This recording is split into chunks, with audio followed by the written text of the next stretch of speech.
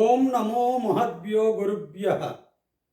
వేమన పద్యరత్నాలలో ఈరోజు మనం చెప్పుకోబోయేటటువంటి పద్యాలు. ఇహమునందు సుఖములీడేరగాలేదు, పరమునందు నెట్లు పడయవచ్చు, మొదలు లేని చేత తుది నెట్లు వచ్చురా. అంటే ఇక్కడ ఏమిటంటే, ఈ డాంబికంగా తిరిగేటటువంటి వాళ్ళు యజ్ఞయాగాదులు చేసి దేవతలను సంతోషింపజేసి పైలోకంలో మేము సుఖాల్ని పొందుతాము అని అంటూ ఉంటారన్నమాట. అదే దానిని ఖండిస్తున్నాడు. ఇహమునందు సుఖములీడెరగాలేదు, ఈ లోకంలో వాళ్లకు సుఖాలు కలగడం లేదు. అంటే బాగా ఉంటే ధర్మకార్యాలు, దాన ధర్మాలు, పుణ్యకార్యాలు చేస్తూ ఉంటే వాటి వల్ల సుఖాన్ని పొందవచ్చు అన్నమాట. అవి చేయకుండా ఇక్కడే పొందకపోతే పరమునందు నెట్లు పడయవచ్చు. పరలోకంలో అవి ఏ విధంగా మనం పొందగలము? యజ్ఞయాగాదులు చేస్తే అంత మాత్రాన దేవతలు సంతసిస్తారా అని ప్రశ్న అన్నమాట. మొదలు లేని చేత తుది నెట్లు వచ్చురా. మొదలు లేకపోతే తుది ఎట్లా ఉంటుంది? ఒక చెట్టును బాగా పాదుకొల్పి పెంచి పెద్ద చేస్తే అది కొన్ని సంవత్సరాల తర్వాత మనకు మంచి పండ్లను ఇస్తుందన్నమాట. దాన్ని మనం మొదటి నుంచి కూడా దాన్ని బాగా చూడాలి. అదేవిధంగా మనకు సుఖాలు కావాలి అంటే మొదటి నుంచి, అంటే ఈ లోకంలో ఉన్నప్పుడే మనము సుఖాలను పొందడానికి కావలసినటువంటి వాతావరణాన్ని మనం సమకూర్చుకోవాలి అని, అంటే పుణ్యకార్యాలు చేయాలి అని చెప్తున్నాడు అన్నమాట. తరువాత పద్యం. ఉపవసించుచుండి యోగి నీళ్ల మునిగియు, కూడు వండి వేల్పు గుడుపు మనుచు, దాని నోరు కట్టి తామే తిందురు కదా, విశ్వతాభిరామ వినురవేమా. మరి చాలామంది డాంబికులు ఉంటారు, దర్పాన్ని వెలగబెట్టేవాళ్ళు. వాళ్ళంతా కూడా ఏమిటంటే, మేము భక్తులము, మేము ఉపవాసం ఉంటాము అని అంటూ ఉంటారు. భక్తి నటిస్తూ ఉంటారన్నమాట.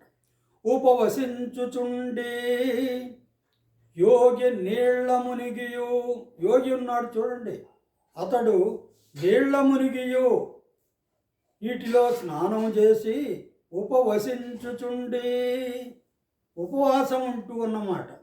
అసలు ఉపవాసం అంటే ఏంటి?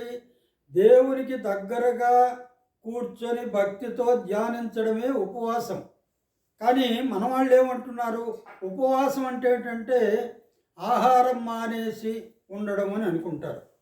మరి ఉపవసించుచుండి, ఉపవాసాలు చేస్తూ స్నానాలు చేస్తూ, కూడు వండి వేల్పు గుడుపు మనుచు, బాగా మంచి నైవేద్యానికి కావలసిన పదార్థాలన్నీ కూడా తయారు చేసి దేవుని దగ్గర పెట్టి దేవునికి తినమని చెబుతూ అన్నమాట. దేవుడా దిత్తిను అని చెప్తూ, దాని నోరు కట్టె తామె తిందురు కదా, విశ్వతాభిరామ వినురవేమ.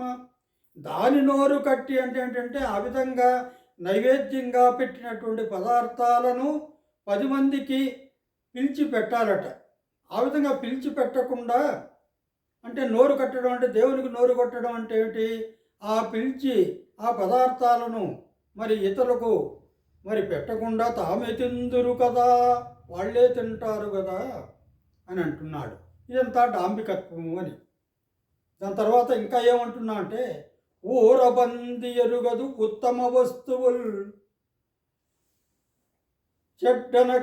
చెడ్డ నరకమెల్ల చెందుగాని, సాధ్వి మహిమ మెట్లు స్వైరిడి ఎరుగురాం, విశ్వతాభిరామ వినురవేమా.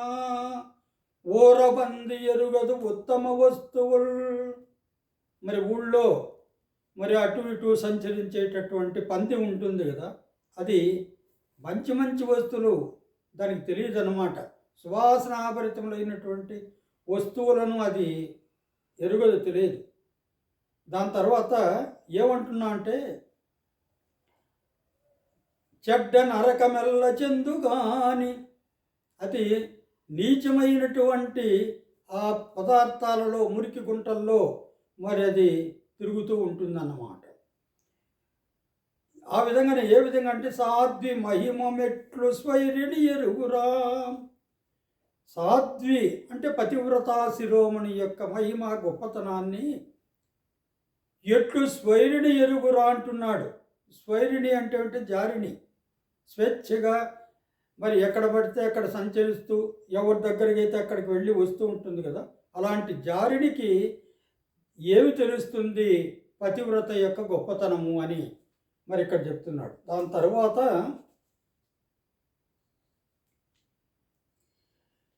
ఎంగిలెంగిలనుచు నీ నోటి తోడనే వేదములను చదువు వెర్రులార, ఎంచి చూడనదియు నెంగిలి కాదకో విశ్వదాభిరామ వినురవేమా.